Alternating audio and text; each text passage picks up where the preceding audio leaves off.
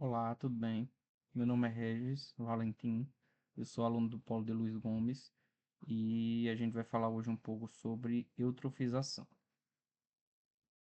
Inicialmente, a gente vai ver os objetivos dessa aula.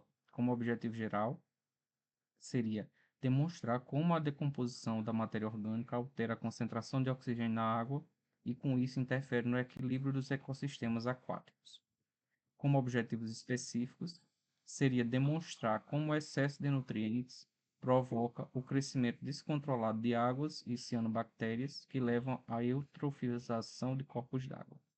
O segundo objetivo específico seria mostrar os efeitos negativos da eutrofização, como a turvação da água, o odor desagradável, a morte de peixes e os riscos para a saúde humana.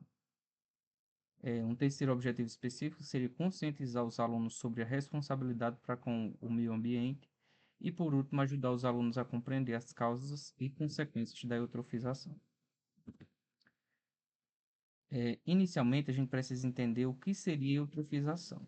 Esse termo ele vem do grego eutrófos, que significa bem nutrido. Então, a gente entende que seria um excesso de nutrientes para os organismos que podem estar colonizando aquele ambiente. Isso acontece em corpos d'água, que à medida que aumenta esses nutrientes, por isso o termo bem nutrido, e esses nutrientes são principalmente ricos em nitrogênio e fósforo. Esse aumento desses nutrientes promove um crescimento acentuado de organismos como algas e cianobactérias. E essas algas e cianobactérias vão provocar o fenômeno de eutrofização, que é caracterizado por uma coloração turva desses corpos d'água e uma quantidade diminuída de oxigênio dissolvido nesses corpos d'água. Existe dois tipos de eutrofização. A gente tem a eutrofização natural, que ela ocorre de forma lenta e gradual, e ocorre através do curso normal do envelhecimento dos corpos d'água, que os nutrientes vão se acumulando no fundo e esses nutrientes vão sendo utilizados por esses micro-organismos, como as algas e as cianobactérias, que vão causar a eutrofização. Mas isso acontece, como eu já disse, de forma lenta e gradual no caso da eutrofização natural. Já no caso da eutrofização cultural ou artificial, esse processo ocorre de uma maneira muito rápida e brusca, e acontece principalmente pelo esgoto doméstico e industrial que chega a esses corpos d'água, ou também através da utilização inadequada de adubos orgânicos, como por exemplo os fertilizantes que são utilizados na agricultura. Esses fertilizantes eles podem contaminar esses corpos d'água e causar também a eutrofização. Quais seriam as consequências dessa eutrofização, principalmente para o ecossistema? Seria a redução da quantidade de oxigênio dissolvido na água, o que provoca a morte de peixes e de várias outras espécies aquáticas, como eu já citei os peixes, altera o pH da água, reduz a biodiversidade da área afetada, ocorre um aumento exagerado de algas e outras plantas aquáticas, liberação de gases com odores desagradáveis, por isso o odor fétido que a gente encontra nesses corpos d'água eutrofizados, e também a presença de toxinas no ambiente aquático, as quais são produzidas por algumas espécies de cianobactérias. E essas toxinas, que são chamadas de cianotoxinas, que são produzidas pelas cianobactérias, elas podem afetar a saúde humana, como a gente vai ver um pouco mais à frente. Quais seriam as formas de prevenção?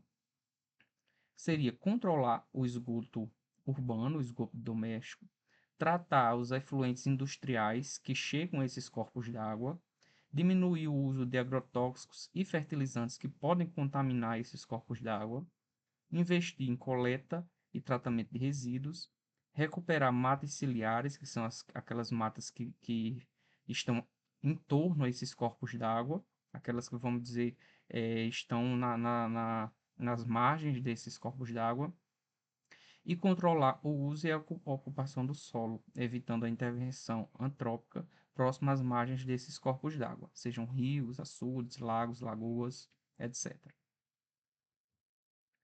E para a gente sedimentar esses conteúdos que a gente acabou de comentar, a gente pode observar aqui nesse mapa conceitual um resumo de tudo que a gente acabou de ver nessa aula.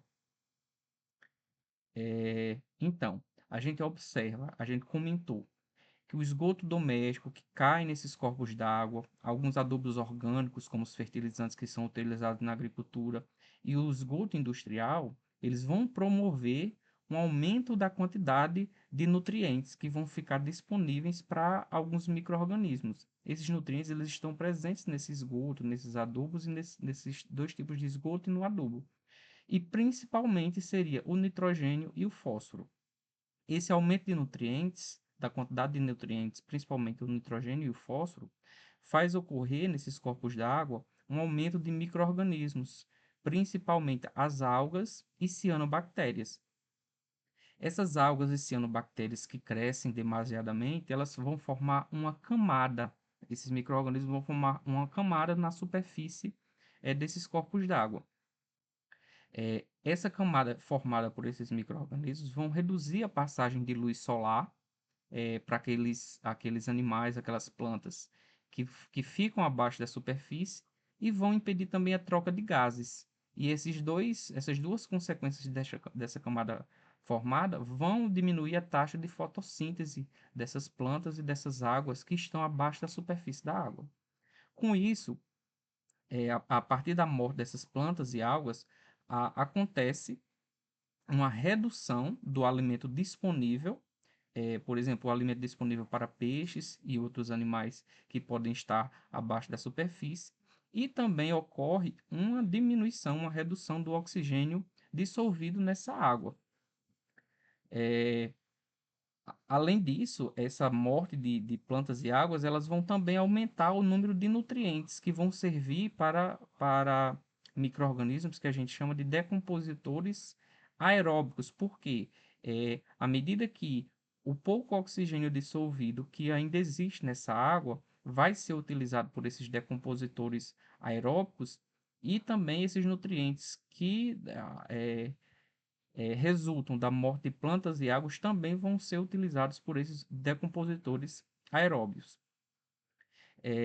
E à medida que esses decompositores aeróbios vão consumindo esse pouco oxigênio que ainda tem dissolvido na água, vai ocorrendo a morte de plantas e agora também de animais que precisam desse oxigênio para fazer suas trocas gasosas.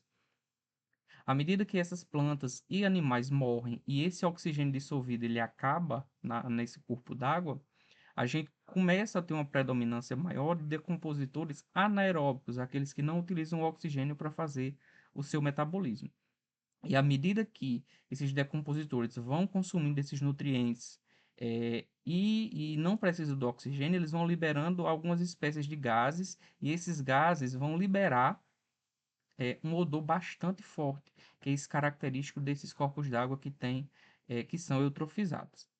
E para a gente finalizar, a gente observa aqui que com o aumento desses micro-organismos das águas e das bactérias, essas cianobactérias, elas produzem cianotoxinas, que são toxinas que podem interferir na saúde do homem, como, por exemplo, alguns dos efeitos que podem ocorrer na saúde do homem seria um efeito neurotóxico, que seria um efeito no sistema nervoso, um efeito hepatotóxico, que seria um efeito no fígado, dermatotóxico, que seria efeitos deletérios na pele, e citotóxico, que seria efeitos nas células do corpo humano no geral.